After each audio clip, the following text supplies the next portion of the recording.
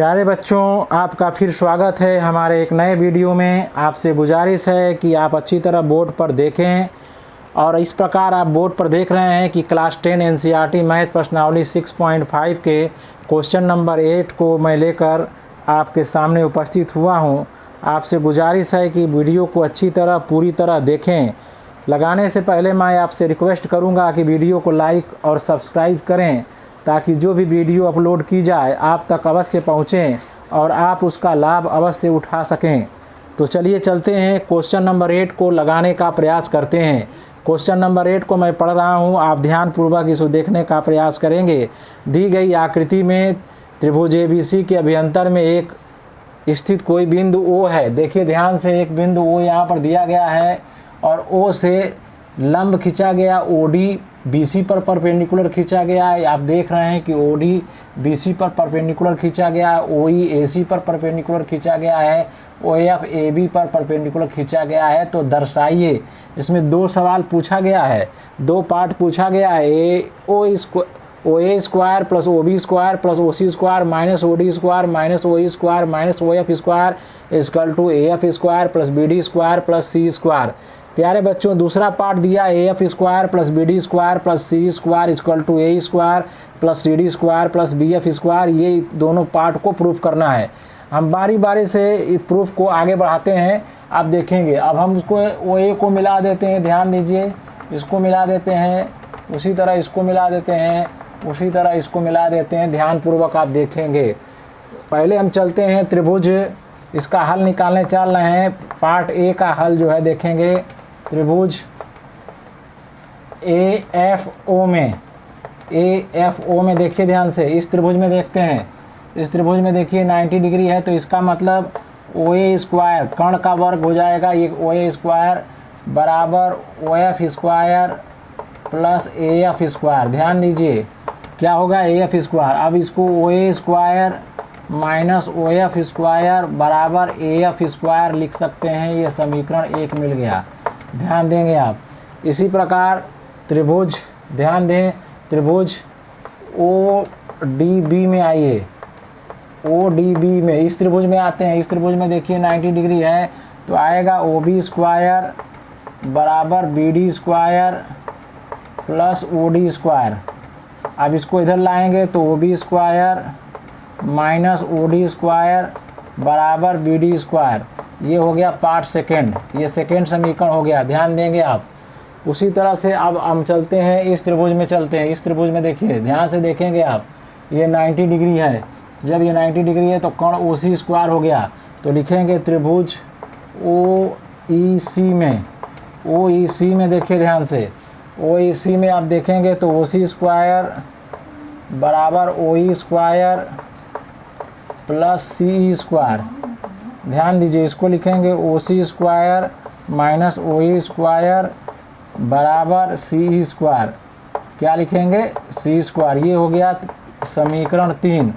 अब समीकरण 1, 2 और 3 को जोड़ देते हैं। समीकरण first plus second plus third को जोड़ते हैं। जोड़ने पर देखिए इस साइड में क्या आएगा, O A square minus O F square. ध्यान दीजिए, प्लस यहाँ से आएगा O B square minus O D square, plus यहाँ से आएगा O C square minus O E square equal to, यहाँ से आ जाएगा A F square plus B D square plus C square. ध्यान दीजिए, अब हम इसको अरेंज कर देते हैं। O A square plus O B square plus O C square minus O F square minus O D square minus O E square बराबर A F square plus B D square plus C square. ध्यान दीजिए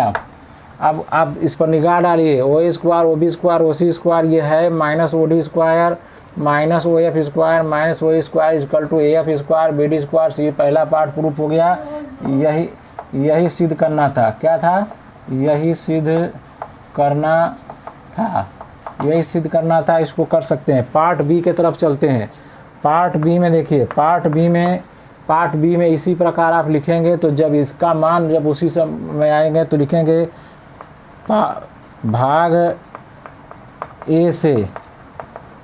एक से क्या हो जाएगा, OA square plus OB square plus OC square minus OF square minus OD square minus OE square equal to AF square plus BD square plus CE square. देखिए ध्यान से, इसी प्रकार लिख सकते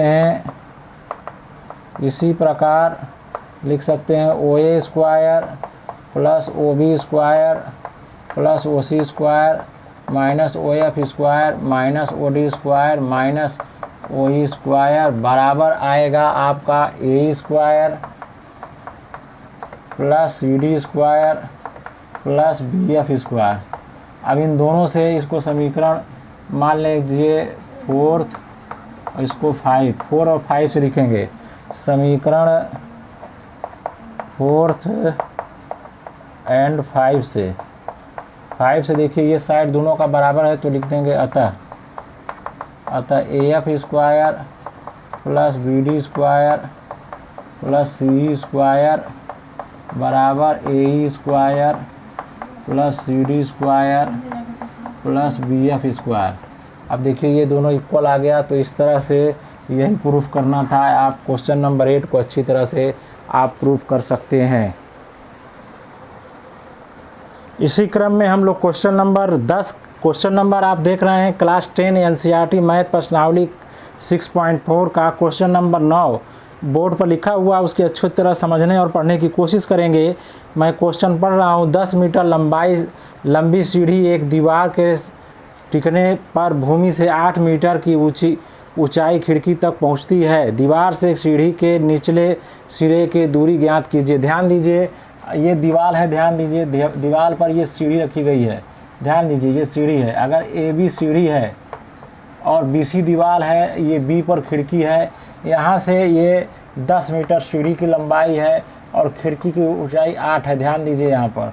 तो अब सीढ़ी के निचले सिरा का दूरी यानी AC की मांग को पूछा जा रहा है हमसे, इसकी मांग पूछा जा रहा है। तो लिखेंगे यहाँ पर हल करते समय लिखेंगे कि AB सीढ़ी है तथा BC दीवार है। ठीक है, तो त्रिभुज ABC में पाइथागोरस प्रमेय से क्या करेंगे, पाइथागोरस प्रमेय से। ध्यान दीजिए, पाइथागोरस प्रमेय से लगाएंगे तो ये 90 डिग्री है।